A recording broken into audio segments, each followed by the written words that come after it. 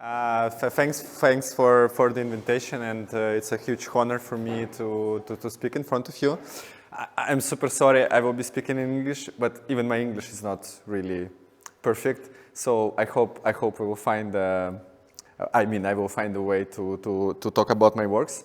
I think the schedule will be about 45-50 minutes for my talk, and then even still you can interrupt me if you will find something to ask or to comment. But then we also could have like a question and answers if you will be interested in. And yeah, I will start. Sorry, I will be sitting, and I hope you hear me well. I don't know tell me if I need to speak louder. And yeah, okay, I will just begin. Usually I use I'm not a big fan of making like a very structured artist talk when I have a presentation with like perfect slides of the best works or something like that. I prefer something like a non-linear speech with just showing and picking maybe on the fly a few of the works I would love to present that are the most relevant for exact talk or presentation. And yeah, so I'm actually basically always just improvising during this kind of talks. And yeah, I will again introduce myself. My name is Dmitry Morozov, as Sarah already mentioned. And I don't know how to call myself. Actually, I'm an artist, but I'm working on the field of art and science, technological art, sound art. Depending on the theoretist you're reading, this could be different terms, which shows that the genre I'm working in is quite fluid, flexible, and it's still growing, and it's still not clear by art historians what it is. And basically, in the last few years, I started to identify myself as a sculpture artist, actually, because most of my work are more sculptures than installations, or I don't know, there's something in between. You can call them as you want. I will just go directly into like presenting some of my works, and also I will tell a bit about my background. But since we have quite a short time, I will just jump from I will do cherry picking, with choosing just like the most representative for the works I love the most right now. Currently, I have about 150 projects on my website, which is a bit too much for a career of an artist, I would say. I could easily delete maybe 3/4 of that just because this is too much. And I will be lucky if I would have possibility maybe to present five, six projects I was working recently, and maybe also I will pick something from the old works.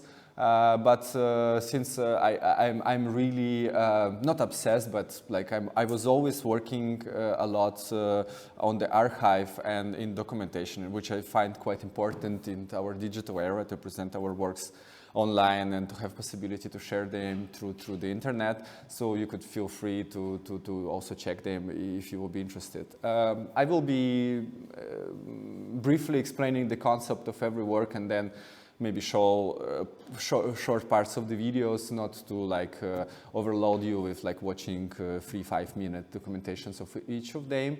So for me, the key goal here is to just make kind of a presentation of who I am and what I'm doing. And I was born in Moscow, Russia, where I was living and working for many years. But recently, because of the war situation and my statement against the war, I was need to move out of the country, and I'm banned completely to be exhibited in my fatherland. So, but I had an extremely strong connection with Slovenia for many years. Since 2012 or 13, I was almost every year and sometimes few times per year coming to Slovenia to work with different institutions and organizations on the field of sound art, as well as on the field of art and science and investigative art, which is also a perfect term. And currently I'm based here already for 1 year, and I'm working for Kapelica Galerija as a part of the team to help actually local and guest artists to develop their works. So not as a technician, but let's say a technical mentor, and also to a programmer, whatever. So a producer that do the supervision for the artist, which is like a perfect shift actually in my career, I think, because like I share my knowledge and skills and possibilities, and this helps, you know, rising artists to develop their amazing projects here, which I find as a very important part of my I don't know, occupation or career, if we can call it like that. So I will go directly into showing some of the projects I have done recently. Sorry, this starts to produce sounds right away. And the first work I would love to show you is called ADAT, and it's a kinetic and a sound, I don't know, multimedia interactive installation, which I made in 2021, so it's quite a new work for me. I haven't done a lot of new work since that, unfortunately, because of many reasons. ADAT is kind of a quintessential of what I'm actually doing mostly. I really love movement, I mean kinetics in art or robotics, if it goes a bit more into some complicity. And I really like to create an image that involves media archaeology, DIY strategies, internet, and something related to the nature of phenomena, and let's call it even science from time to time. I would not say that all my works are like conceptually super strong. Sometimes they are much more abstract, but this one really represents the way how and the strategies I use and the way how I work. So this artwork is based actually on a website which is, oh sorry, there is quite a famous website which is called lightningsmap.org, and it's an amateur site made by amateur scientists that have special radio stations all around the world. And these radio stations, they actually track lightnings that are happening in our environment, in our nature, in our sky, all around the world. And it's quite a simple technology, but many enthusiasts bought or built their own stations, and then they share online the data about every lightning happening around the globe. And as you can see, the statistics, it's like about, if we enlarge the map, there is 60 lightnings per minute right now, but in the summer, when there is much more, especially along the equator, it could be like 300 lightnings per minute, which is like 5 per second, and it's quite a lot. And what I really like it about that website, that is actually have a possibility to share the sound of every lightning. Okay, not a thunderstorm, of course, but it's just like a click that do kind of a notification that somewhere in the world some lightning happened. And it's a perfect trick also, if I would speak technically about the way how the work is made, because I was not need to write any complicated program that tracks the website. I could just use the sound as a trigger, which is super easy and fun. So actually my work is just watching the website, and when the click is happening, something is triggered in the artwork and it starts to act. So the installation itself is a system of 12 hammers that are rising up once some lightning is happening, and then it falls with not a very big force, but with some force down, and it hits. So, and this should remind you maybe gods like Thor that use a hammer to create storms and to, I don't know, to explode something or destroy something, or just notify that about his power. But I call it the work Adat, which is related to the Mesopotamian god of thunders. I just like the name of that god, so I will find how he looks. This is like an image from Mesopotamian ancient artworks with how he was looking. So he was in response for all this. And I really like to implement mythology from time to time in my works, even if it's just a decoration and not really like conceptually anyhow supported. And I really like the name because it reminds more like a name of a digital interface of something, but not an ancient god. So, and once the hammer is falling down, I will actually start the video, but first I will do it without the sound so that you could see it, how the work is functioning. What's happening when the hammer is falling? Under each of the hammer there is a small crystal, and these crystals are called Rochelle salt, and I made them by myself. It's quite easy to cook these crystals because you can buy all the components, even like in a big supermarket for baking and cooking, because it's made out of very simple, it's called something like, okay, I cannot, some kinds of soda actually that could be turned into these crystals with like special preparations. And what's the fun thing about these crystals? That they are piezo crystals. Maybe you heard about this term if you are into electronics or sound. And piezo crystals are actually a type of crystals that are producing electricity when you apply any mechanical force on them. And it's used, for example, to make microphones, or in many different applications we see all around the world. So every time when the lightning happens, this hammer is activated by a program and Arduino and the servo motor, special motor, which is controlled from a computer, and the hammer falls on the crystal, and this makes electrical discharge, because the crystal, when you apply like a force on it, create a spark of electricity. And then I turn these sparks of electricity into the sound. I analyze this like a very kind of a small lightning can create myself. Let's call it like that. For example, there is a perfect example of where these piezo crystals are used. Some of the lighters you use for smoking or for making fire, they don't have a wheel and the silicon crystal under it, or how it's called, yeah.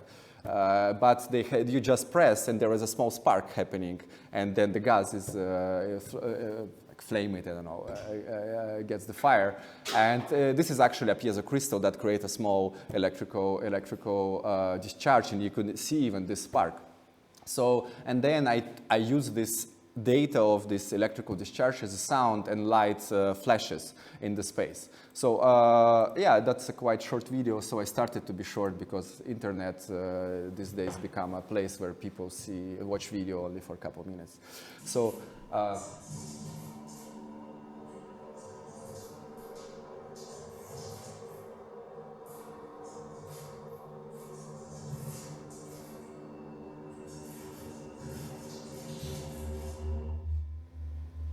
yeah, so as usual for my website, for my installations, if they are related to some data where I take somewhere, or the concept is not super transparent, let's say, and you cannot get the whole idea of how the work functions just from observing it, even if it's like a nice functioning object, I always keep up like, I try to do my works as transparent as possible. For example, for this exhibition, where the installation was standing, I had a monitor with this website and standing next to the work, and you could literally see the way how the installation functions. When you see on the map a new lightning appear, then the work immediately reacts to that, like with a delay of, I don't know, half millisecond or something, so you couldn't even recognize any delay. And this is a very important strategy for me, and I think there is a huge lack in art and science and technological art field of that, to make this transparency, to make it super clear that the installation is not a speculative thing, but really connected to some phenomena or some processes. Sometimes it's very complicated when you do bio stuff, but as more transparent you do, then more value you have actually as an artist, or as the work itself actually, not that important to connect this to the artist directly. And okay, that was it. I always try to also on the website do a technical explanation of what it is, because since I'm dealing with technologies, it's quite fair to like really digest the whole system and draw a schematic of what it is. But at the end, the work creates an image which is, of course, far from creating a real lighting or something like that. And there was no goal. I just wanted to create a creature, a strange object, a strange alien that stands in a dark space and works something like a planetary interface, I would call this. For example, like during the winter, there are no lightnings in our part of the world, or in Europe in general, not that many, maybe on some on the south or over the seas, but not really over us. But then in a small dark room in the museum, you see an object that provides let's say, an experience of feeling the whole planet, or not feeling, like seeing that we are living on a very global, in a very global world where there are so many things happening around us, and sometimes they are not really like presented in where we are, but they are still there, they are still around us. And luckily, internet and technologies, like information technologies, are giving us this possibility to somehow see this and transform them into the image of an artwork or into some kind of like creature like I made there. I will go further, and now I will show quite an old work. To me, I would say it's from 2015, I think. So it's about almost 10 years since the previous one. I mean, yeah, not since, but okay, you get the idea. Sorry. So it's much older, but they are in a very strong connection with the previous one, because they both deal with tracking some data, which is not my main specialization. Don't take me wrong, I'm not always working only with like data from the internet. It's quite boring, but from time to time could be quite fun. So, and but they share a lot in common, and I would one day wish to exhibit both of these works together, because they are some kind of similar in a way. This work is called RX2, and it's much more kinetic, because the sound in this work is actually created by mechanical acoustic instruments and not some digital processed things like in the previous one.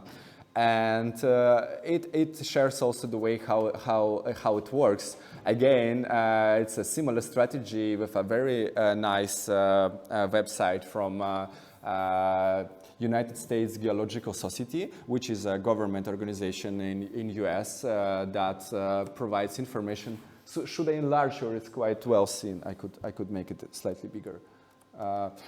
So it's an organization that has a website that shows, it doesn't predict, it just shows existing and happening earthquakes on the planet.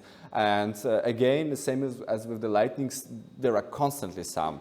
And it doesn't mean that we even feel them, but they are always there. They could be very deep, they could be very weak.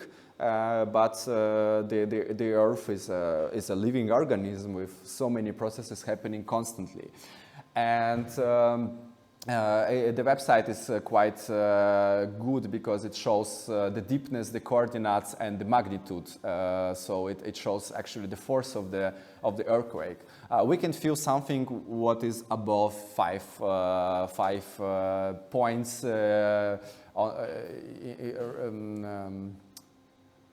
regarding this scale, regarding this magnitude measurement, but even smaller one could be still sensitive. And the main inspiration for this work was, I think it's a Balinesian. Sorry, I cannot now make smaller the screen. Yeah, Indonesian musical instrument, which is called a sound of thunder. And it's actually a mix of a string and a percussion instrument and a drum, actually.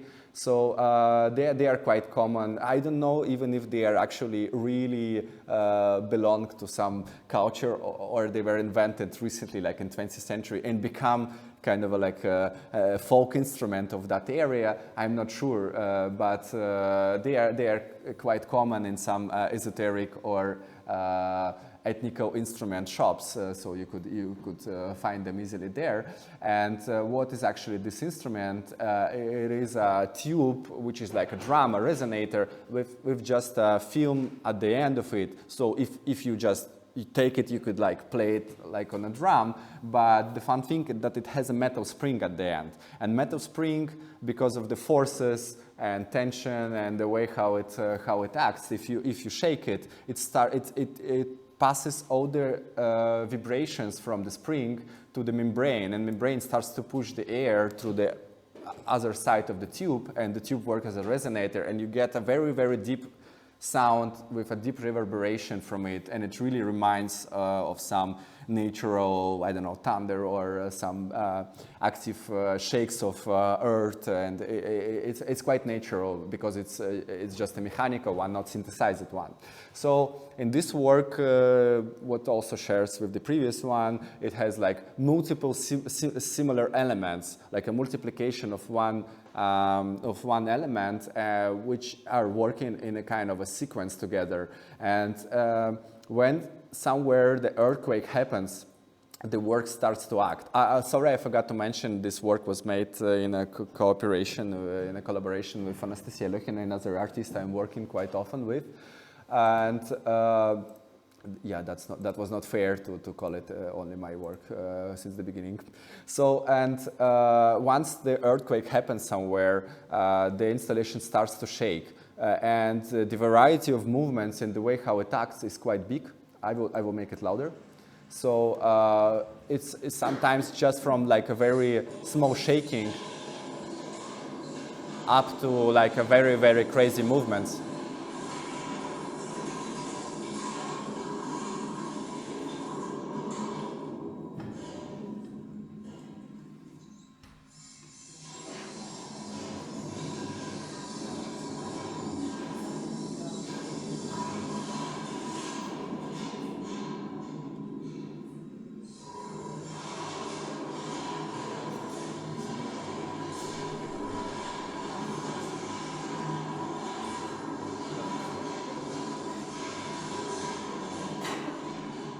And there is a big variety of the sequences the project do. Sometimes it acts for like few minutes if the earthquake was not super deep and quite strong, so it goes in a very crazy mode. And again, there was a very funny situation once. I mean, again, speaking about the transparency and how the work is like really about the critiques that is applied a lot to the technological art or multimedia art, that it's not really clear if you are using just a random data or you're really using some data. I had a very funny story with this work once when it was standing at the exhibition, and actually the supervisors or like just the people who are working there as observers for the exhibition, they were saying it's not like we cannot like see when it's very rarely working, and sometimes some group of visitors are coming and nothing happens, and it's quite rarely they aim to come and to see that. But then they were not even believing that even the curators were not really believing that it's really like connected to something. And then a very funny story happened when a big delegation came of scientists, and there was like exactly that moment the installation started to act really strongly. And then I had a monitor there with this website, which has a delay about 10 minutes from the actual earthquake. I mean, they need time to process that, etc. So, and then one lady said, okay, the earthquake happened in Africa, somewhere really in the middle of, for us, of nowhere, let's say. I mean, like, country which is not very often visited by people as tourists. And she said, oh, my husband is there. I will call him. And she, in front of like many people, called him. And she said, I know that you had an earthquake, did you? And he was really stressed by that, because he was thinking that his wife is like bugging him like and watching for him, like, how do you know? Are you in the same city? I don't know what was the story behind that, but the guy said that we really had a big earthquake like 5 minutes before that, before she called, and there was not even in the news anywhere, or he didn't call her. So, and she made this on a loud call so that everyone could hear, and that was a perfect. It was like a moment of my truth, because like the curators finally start to believe that I didn't make the fake work. So that was a quite interesting moment, I would say, for me.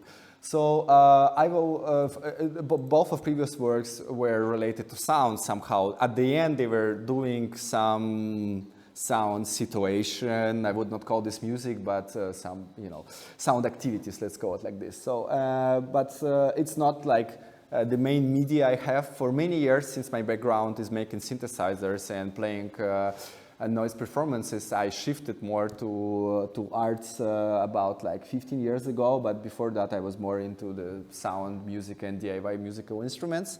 So because of that I have many works that are somehow related to sound. They use the sound as a main media or just as some supportive sonification of something or even just notification.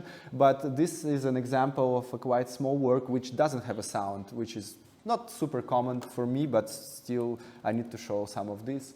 And it's also a very new work from 2021, I think, and it's called Navigator.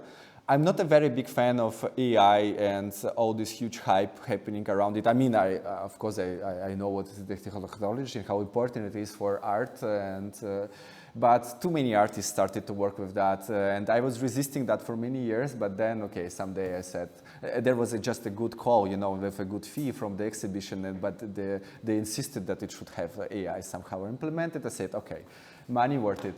So I will do something funny or at least interesting to myself.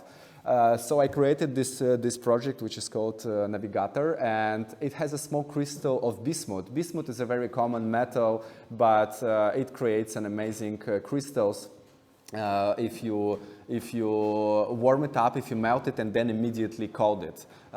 So by itself the bismuth become a crystal of these amazing shapes with many edges and also a lot of colors because of the oxidation of the metal and because of how oxygen reacts with the cooling down metal.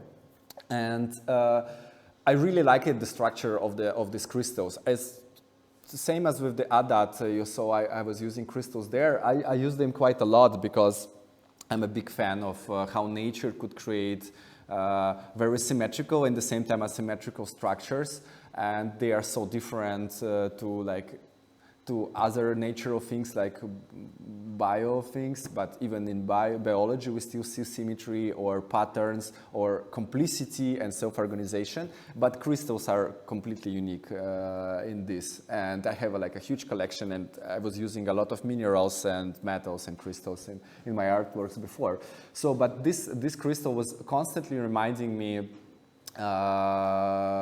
something like maps or structures of the city or structures of circuit boards, so something that is looked like artificially made systems and structures. So I have used a model of made by, I don't remember who exactly made that, but the model is turning photographies of made by airplanes and turn them into the maps to create Google Maps something. It's quite widely used now because neural networks are really good in recognizing if it's an ocean or sea or river or road or city or forest. So the camera is watching this crystal which is spinning and turning in 2 dimensions, and it creates fake maps out of that, and you can see the results of how it's doing that, and it uses these very common colors which we all know from our applications on the iPhones or on our phones, sorry. Depending, of course, on the application, it could be a bit different, but the schematics is quite similar with making water blue, forest green, roads yellow, or something similar. So it's a quite simple project in a way, but I really like this concept of fake terrains, of fake spaces, non-existing spaces or imaginary spaces, and especially with the all the maps are still as symbols, and to me it was I mean, it was just a fun, you know, to create something like that hacks our brain to make thinking that we are watching the map of not existing space. Yeah, but it's quite a small project, and I started about 10 years to create a lot of very small objects because it's easier to travel with them. You could have a really huge concept but a very small work, and then you can pack to suitcases and make a solo show in another country. So, and I follow this structure, this strategy quite a lot, and this helped me to move from the country as well, so I could take more works out and not have them trapped. I also work quite a lot with, let's say, hacktivist strategies. It's a bit different aesthetics and a bit different agenda behind them, but it's quite important for me. And I almost get to jail for this project in 2018. Actually, I was about to go to jail, and I'm still in the list of extremists in my country. In my past country, let's call it like that, because the way how I use this project. So this object is called Hot Ninja, and it's actually a small device. It doesn't even look like an art project at all. I don't know if it's an art project actually at the end. It's more like a hacktivist or activist thing. So I created this machine which is actually substituting the existing Wi-Fi networks with my own networks. So it's actually my own internet in the pocket, and it hacks cell phones around me, because I can, using this keyboard, type a name of any existing Wi-Fi network.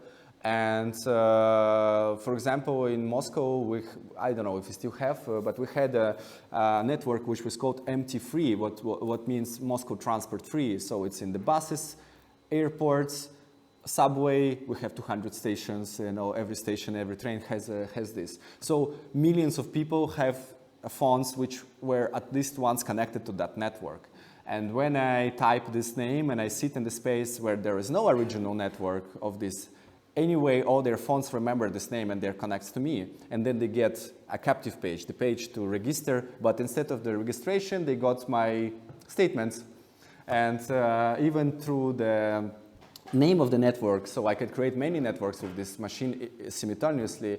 I could create statements just by naming the networks. So of course I was making all the most nasty for Russian authorities names of the networks and the text there, like, you know, also some anti-war statement, even like in 2018. And of course they tracked me. And then for a half a year they were following me, trying to understand who I am and what I was doing. And at the end, the company that provides this internet in the city, they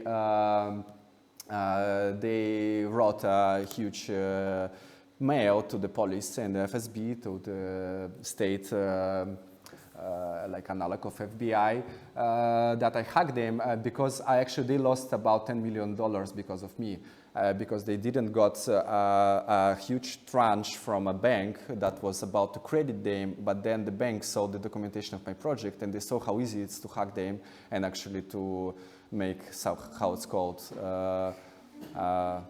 Yeah, so their name was used for such an easy hack, and so the bank didn't give them money, which was $10 million, quite worth to kill.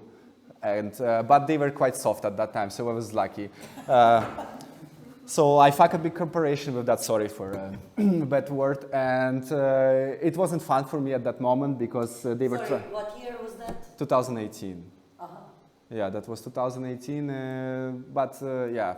They were much softer at that time. Now I would be just kill it, I think, or they would put me in a jail for years. So, and actually this device had quite a lot of functionality. So the first one is you could use the name of the networks, which appears when you look for a Wi-Fi, a public Wi-Fi. You see like fuck war, fuck Putin, and all these like names of the networks. And this is already like people were like, oh my God, and they were hiding their phones when they saw even that. But if I would substitute the existing name, like a Starbucks Wi-Fi, they would be connecting to me, and then they would see much bigger statements from me because the captive page was jumping out. And I even had a chat there, so it could be used on a protest as a kind of a platform. Even if they shut all the internet in the country, they could still use me in a small circle, maybe of like 1 kilometer, no, less, like a few hundred meters, maybe 300-400 meters, but it's enough for a big square, for example, in a city, to chat through me. So, and I would have this in a pocket. Of course, they could block even this using like a very big radio, Wi-Fi jammers or something. Yeah, luckily you cannot read Cyrillic. So, the captive pages that were jumping out in the fonts were extremely provocative sometimes, but I choose the texts that were not in the list of extremist texts, so which save it a bit me. And also, this is like an example of why it's very important for an artist to make a CV, just to write the name of every lecture, of every exhibition you had, because for police that was the thing, to see that I was like an internationally known artist giving lectures all around the world. So they didn't care about my art projects or reviews in the newspapers or whatever. They care only about the list with the positions. So it was the only case in my career of 17 years when my CV really was needed. But it worth it, so to write for years everything what I was doing during that time. I also, yeah, I will not show the whole documentation. It's quite well made. I mean, not well made, but I explained it, the whole concept, which I was putting there. And there is also, of course, instructions how to build it, and all the code is open, is shared here. So, and it was already downloaded 5,000 times. I mean, all the instructions how to build it. So, which is quite fun. I saw some people were sending me photos how they made their even modified versions with about like from Mexico, some guys, and from somewhere else. I don't remember. So I hope some people made it. Yeah, in the same time, it could be all made completely with just an Android and programming. So it's not like I invented something. I use it very simple open source technology. I'm not really like a big programmer or something, but it was fun to recreate by like in a DIY way the whole system that our cell phones have inside, and completely make it like a DIY. Okay, I have a few more I don't know. Oh, okay, I'm speaking already for 40 minutes and I show only 3 projects. That's not fair. So I will go maybe. Now I'm lost. What to show next? Okay, I will go to the project which I was actually making here in Slovenia in 2016. Maybe even someone of you saw it, because there was quite a lot of people at the opening. This project is called Until I Die, and it was made in Old Kapelica, where it was at Kersnikova Street. Which was quite nice, because it was an old chapel, as I remember, so it fits there perfectly. And for this project, sorry if someone has problem with seeing the blood, this could be a trigger. So for this project, I was collecting my blood for a year and a half, and it took out of me 4.5 liters in total. Of course, not in one take, I would die, but in a small takes of 200 milliliters per month. I'm vegetarian or even vegan sometimes, so that was a bit hardcore for me, but I was still quite okay. And then the last portion was taken actually as a presentation at the performance in Kapelica, so to prove the concept, you know, to make it solid. So I was literally bleeding at the stage, which is super typical for Kapelica Galerija at that time. And what the project is actually, it's a system of 55 small jars that have my blood inside, and all this blood is working as electrolyte, because the blood is a solution of salts. I mean, it's mostly water with salts and some cells. Any salty water could work as electrolyte, so it could produce electricity if you put some electrodes in that. So actually, I just made batteries out of myself, and it's a big metaphor of making myself be presented on a stage and perform without me being on the stage. So to make a project which is like a literally a prolongation of myself, and that dies slowly during the process of the exhibition, because like I wanted to see myself dying on the stage, let's say. Of course, more metaphysically or metaphorically even. So, and all this electricity was used to play sound. There was a very small circuit, a digital circuit, that was consuming really, really small amount of current, amount of electricity. So the installation was alive for 3 days, but during all of these 3 days, it was slowly decreasing the level of the sound and the activity. And the sound was not pre-recorded, of course, it was an algorithmical composition, so it was, let's say, composite on the fly, so what was making this bit more alive, let's say. And there is a lot of references in these works and connections to different media archaeological studies to a very famous Russian cosmist, Soviet cosmist from 20s, who was one of the, not inventors, but one of the researchers behind the blood transfusion, and he was one of the first who started to do blood transfusions not just for saving someone's life, but just to share the energy. I mean, literally, if you take a blood from a younger guy and you are, I don't know, in your 70s, and then you will get a transfusion from an 18 years old young person, you will become you will get more energy, you will get more hemoglobin, more whatever you need. And at the same time, he was doing it quite metaphysically with also transfusing the blood of older people to younger to share the wisdom. Of course, it was not functioning that well. At the end, the guy actually died because of transfusion. They didn't know some of the important parameters at that time in 20s. But the blood transfusion institution in Moscow is still named after his name because he made a lot as a researcher. So, and what is his name? Alexander Bogdanov. Yeah, and Yuri Karpan knows him very well. Not him personally, he died in 20s, but he's in the studies. There was a big exhibition related to Russian cosmism here in the Moderna, I think, around 2016-17. So there was... So I heard for one, also hero from Russia, he actually first translated the heart of the dog to another dog, and it was actually the trigger to make this. Yeah, there was. I don't know his name, but he was. Sechenov. Yeah. It's there was a lot of butchers in my country. That's true. Yeah. Okay. Well, I showed you 4. I don't know if I should go further or we should shift to any questions. Maybe. You maybe show the one where you're having this wearable. Maybe. Yeah. I have. I really love using my body somehow. Maybe I will go for. It's too many. This one. Spark. Okay. Don't you mind if I go? This one. Yeah. If I go for this one, which is. Not really a bioart project, but it incorporates my body as a source actually again, so it shares quite a lot with the previous one. And it's called Last Breath, and I made this project just before the COVID started actually, just because before the wearing mask becomes so popular, let's say. So, but I had a funny story behind that. I don't know if it's funny. I was in India in 2019, here, so just exactly 1 year before the COVID started, and I got some really terrible virus there. And I didn't had cough or problem with my stomach, but I just had extremely high fever, so I was in delirium for a few days.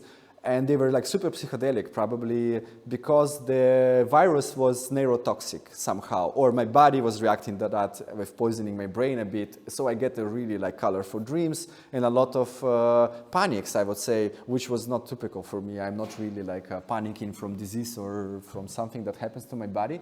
But at that time, somehow I had a fear of death, and for the first time in my life.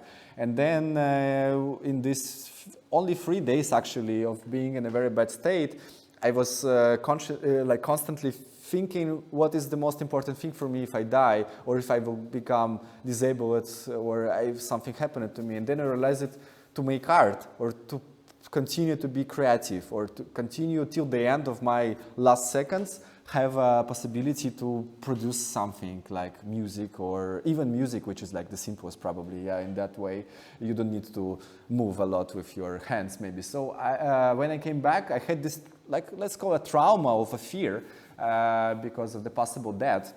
And I decided it was a perfect motivation and a metaphor. I needed to rework that, to go through that somehow, using an art project as a way to get rid out of that, and so I made this installation, which is using my breath to play music. So probably breathing is one of the last functions we still have, even if we are our arms and legs are too weak, or we cannot stand up, we still breathe, When we stop to breathe, yeah, we still can substitute that with the pipe, but then you are already mostly almost dead, And so it's actually a mask of death. I would wear on myself to go to another world, or I don't know where.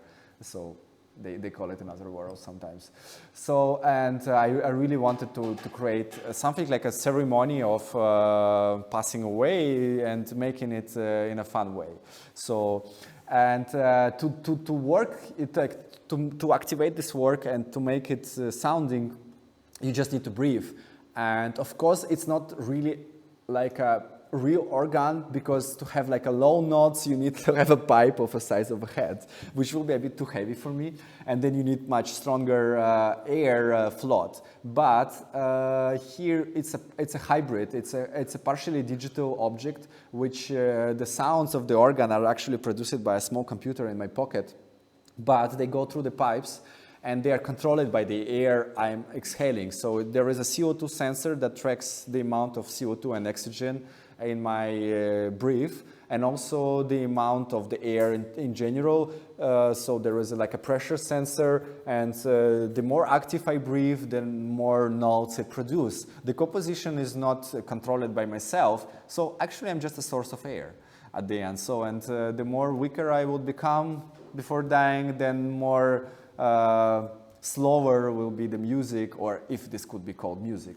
And it's a very important thing to connect this, of course, with the organ music, because this is so related in our like Western culture, like let's say for funerals or for some, like, I don't know, cathedral ceremonies. So, and it's still sounding quite brutal. So, and I really like to create hybrids between my body and some technological systems, like with the blood project as well, but there I was not presented, only for starting the work to take the last portion of the blood and load it to the installation. Here I need to constantly actually sit in this mask to activate it, to make it working.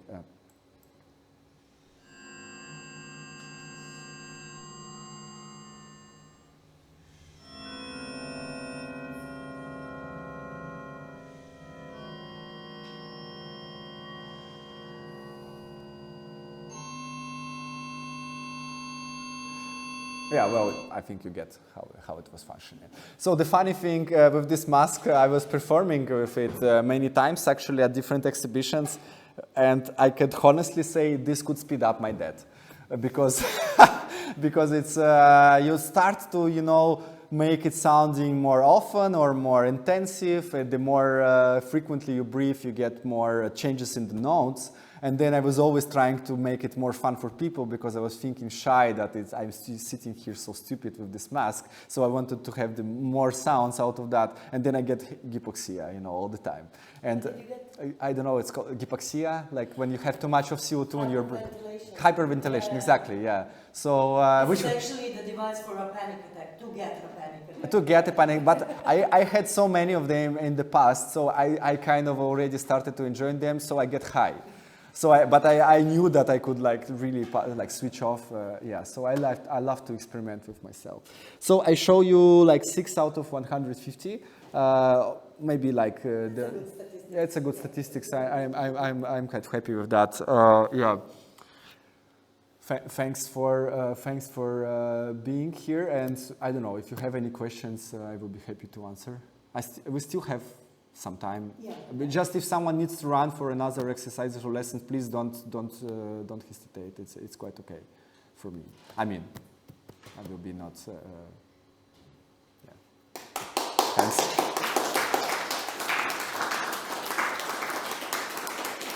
Oh wow! Thanks a lot. Yeah. Thank you so much. This is, I mean, amazing body of work.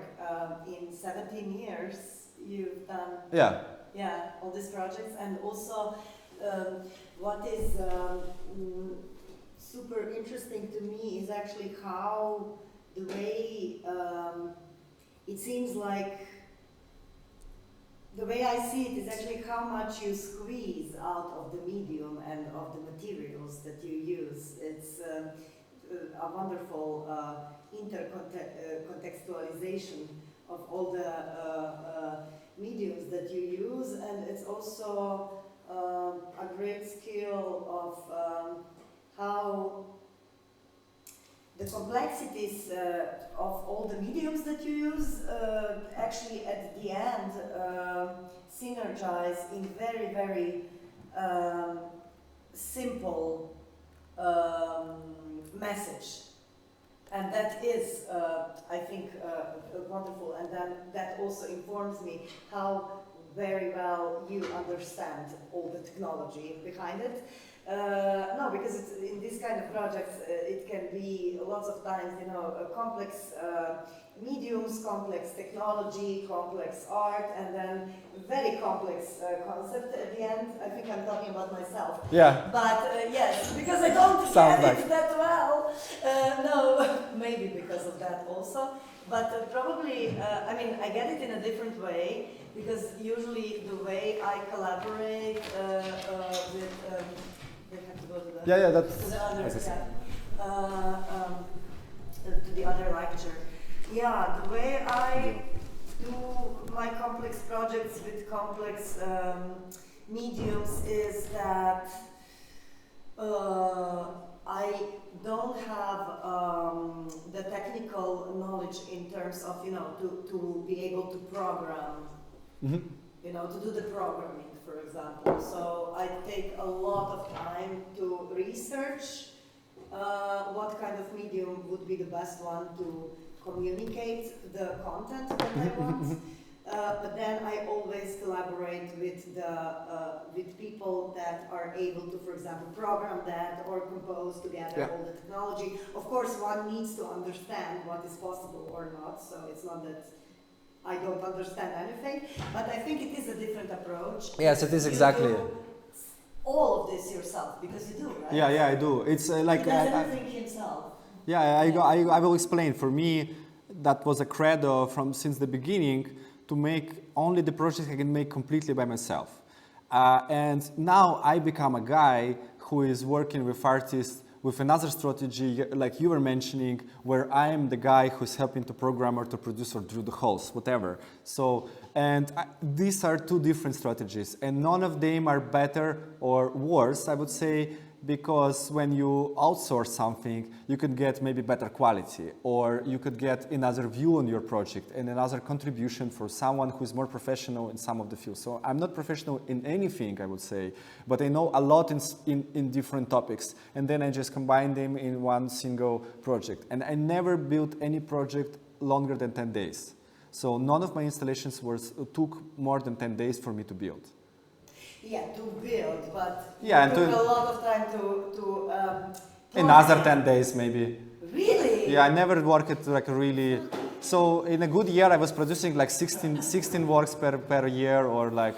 So now I could be very like easy going with spending time in on bled, you know, instead of like working, because I still, even if I miss 1 year of working, it will be still like 12 works per year, you know, if I like multiply the amount of time I spend. This is so frustrating. Yeah, I'm joking. Yeah, but it was true, and I didn't lie. The Adat took, this work took 2 Okay, so yeah, you could be like this if you are geniuses, otherwise it will take a lot of time to do. No, don't say it like that, because well, I mean 10 days. you just don't need to know how much it's usually take, and just do that. You know, if you will start to think, oh, I made this in 2.5 days, then it will be like, you just need to not to scare the electrons. You know, they should just assemble them themselves. Like Adat took maybe like 3 days of assembling. That's a very fast thing of. But okay, it requires some experience. I agree. So I just wanted to show one last one, which is also super connected. Oh no, I will not. It's okay, too boring. Then questions. Okay. Yeah, if you have. If you have. Yeah, I want to know that crystal that you mentioned, which you grew yourself, if you could make a microphone out of it. Yeah, you can. You can. You can actually, the fun thing that piezoelectricity is a quite interesting phenomena, and it's not just one crystal that produced that. I just figured it out from one study that our bones could be piezo crystals itself. So I really want to take a piece of my bone, grow it with the crisp to make it a bit bigger, then make it flat and make like a piezo microphone out of that to make a sound going through my tissue. So this many minerals can do that, and this is why I work quite a lot with them, and they're super fun.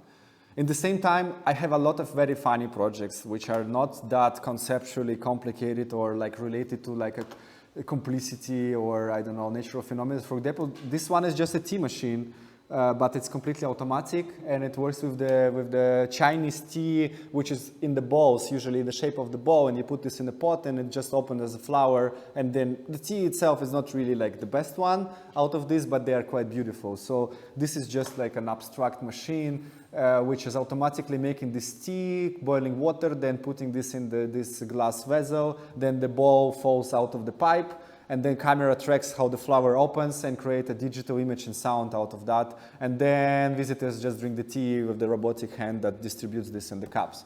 And they really like this kind of also, it's like an opposite concept, you know, in making something much more simple and easy going comparing to the previous one. I was very fast and showed another one, but it was simple one, so yeah. So I wanted to say that Dmitry also gives workshops online for programmation, and he will start some. Oh yeah, I do teach quite a lot. Yeah. Thanks for this advertising. I didn't pay it, Velko, so yeah, I will. Yeah. Question about like you create it in 10 days, so probably you use standardized objects, or do you use also like laser cutting and those techniques to create it so fast? Yeah, well, of course I don't outsource because I have a laser cutter at home.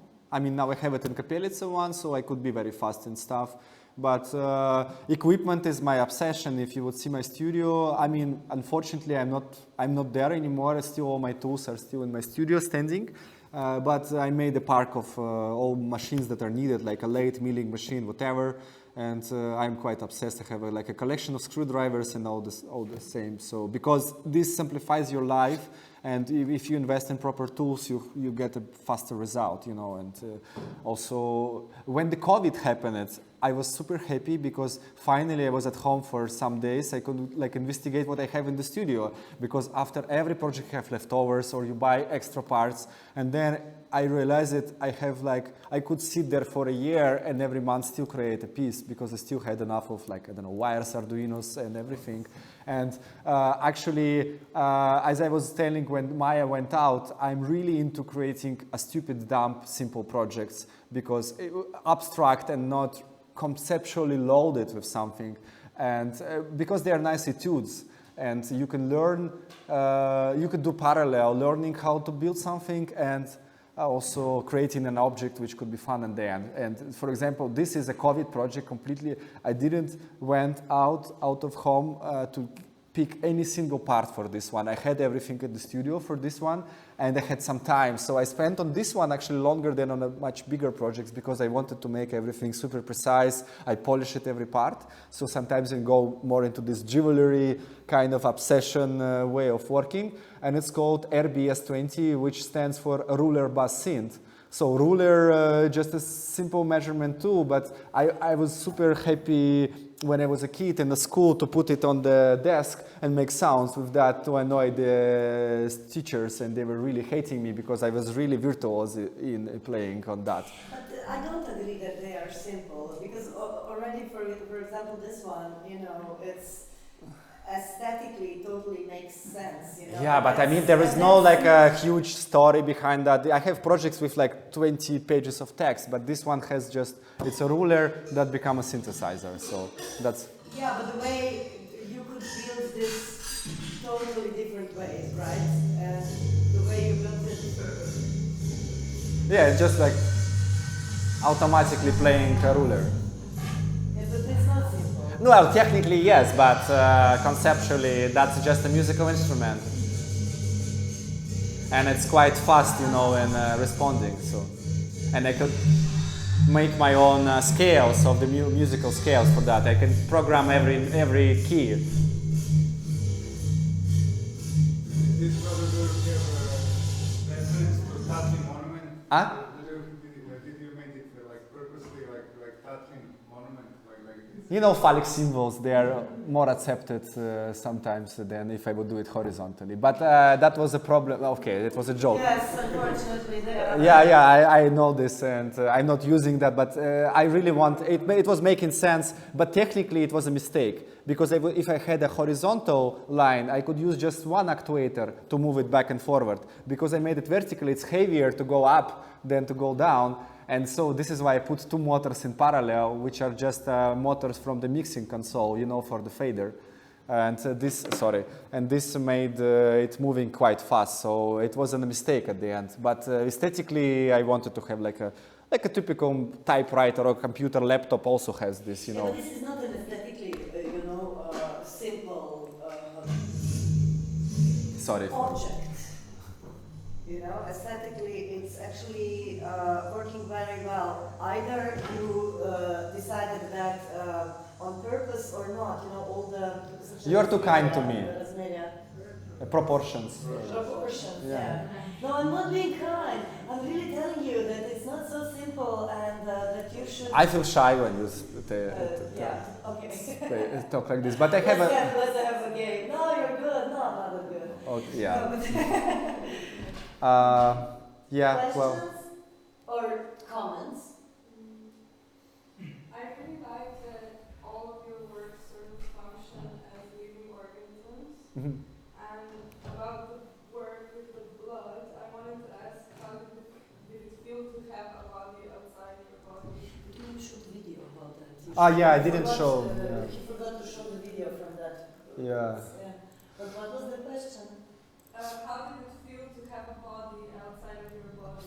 It was actually, there are two stages of perception. For me, first of all, I was super happy that it worked. And I really like it to observe myself standing. So I really like it. It's a simple question. But in the same time, at that time in 2016, I was really exhausted. Yeah, when I was like completely out of energy to continue working on.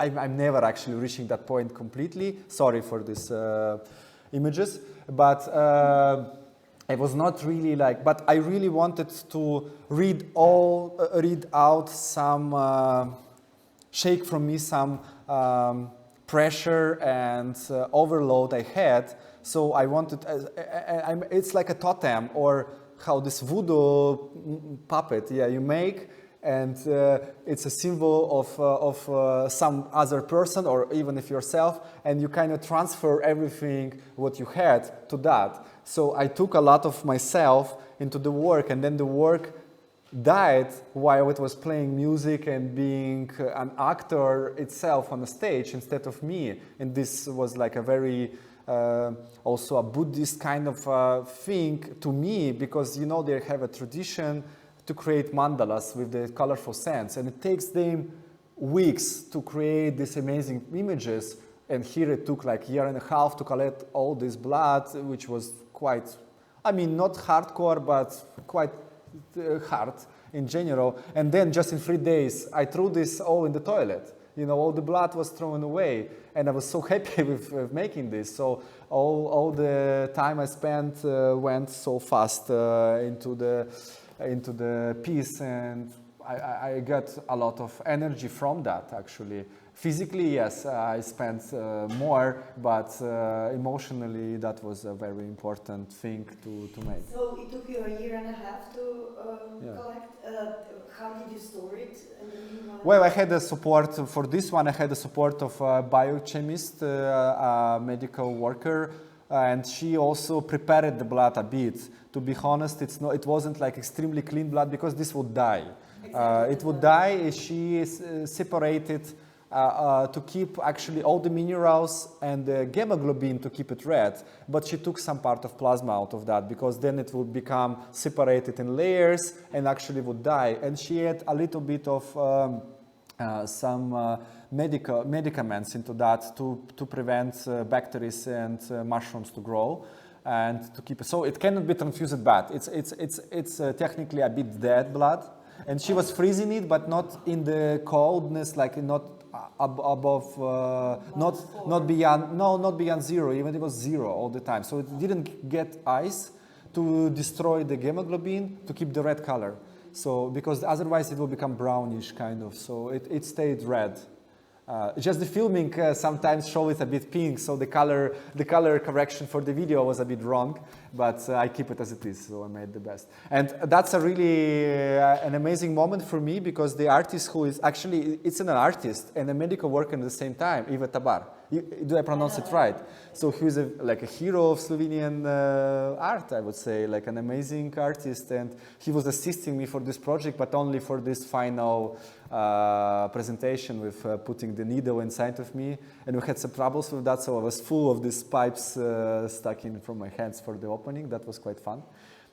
So Yuri was also super happy with seeing artists suffering on the stage, but yeah, this is how it is. Exactly, always.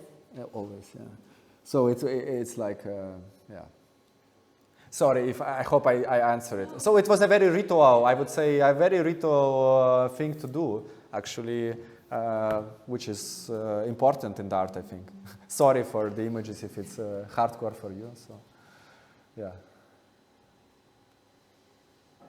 To me, it also, you know, because it does seem as some kind of also healing ritual, you know, because you said that you were not in a very good place when you started with the, psychologically when you started with the project. So it reminds me of this protocol in medicine. I don't know how it's called, but you know, back in the day, they used to actually take a lot of blood from the patient so that they would take out the bad blood so that it would regenerate, you know what I mean? Yeah, but so it still use it somehow. So it does remind me of that also. Yeah, it's dealing with your energy in general, even if we speak a bit metaphysically here, it's okay. And yeah, I get rid, you know, out of something with that, and that was an interest. But this work this is very important also, what I think about the many artworks even I made, and this makes them stronger at the end. Sorry for saying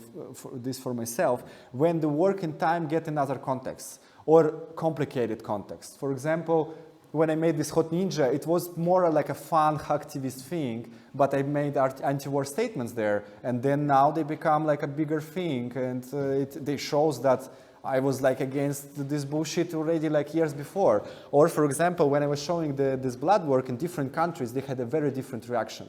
Like in Slovenia, it was interesting. There are many artists working in our field of bio art and art and science. It wasn't like having any like heavy context. But then I took this work to Zagreb, to Croatia, and then there was quite a lot of, I would say, old visitors, and they were all relating this to war.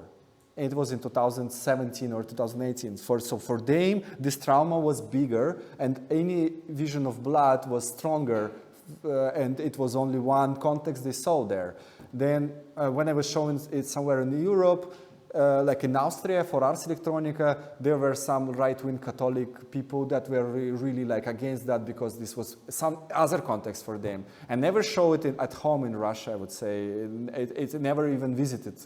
I never took it back home. It was always traveling. Go to prison. Not well now. Who knows? They're idiots. They're crazy. They could easily like refer this to some weird stuff. Exactly. Same with the mask. First, it came as like my own personal experience of get disease. But then in a year, everyone had this experience of seeing people with the masks laying in hospitals and trying to breathe because they got COVID, again virus. So and then the work get another context, and that's quite interesting, because they start to live like separate. I'm always separating the works at the end from myself. They get their own destiny. They live their own lives, which is cool, and that's nice if this happens. I'm quite happy with that. Yeah, it's also beautiful now that you're saying all of this, like the time scale, you know, of the works, and then the time scale of political and social changes. And it's beautiful to see the body of work of an artist who has such a strong intuition, probably, right? I don't know. It's not me. Okay, it wasn't me. Okay, you are too kind to me, Aya. Thanks. I will just end with one, I would say, speculative project. Not in the way how it works. It works completely how I explained it, but it's a project. I don't know how to say it, of a dreamer, an impossible project. But it got some attention when I made it. I think it was around 2016. So it's called Antenna. It's actually a police button. You know for what? To hit the people. And it's equipped with the GSM model, which is a model which is a core system of every cell phone we have. So it's a model, an open source model which you can program for a smart house. I mean, how it's called? Internet of Things, or like to make your fridge telling that you are out of tomatoes or something like that, or you can make your own cell phone. But in this case, I created an interface where this police button sends an SMS to the mother or policeman informing her that he hit a man. So it's the only function of this device. So the mom, it's programmed only to one number, and it says, "Mama hit a man." To which number it goes? To the policeman's mother.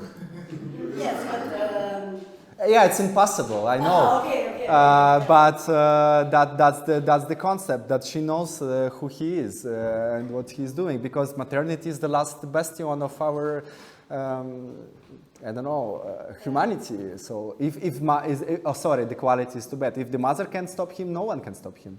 So, and then of course I got a lot of really interesting comments because some people were saying, okay, if she rises a guy like that, then probably she will be proud. So, and she will reply, just hit him one more time or something like that. So it was quite interesting how it get into the discussions in some social networks.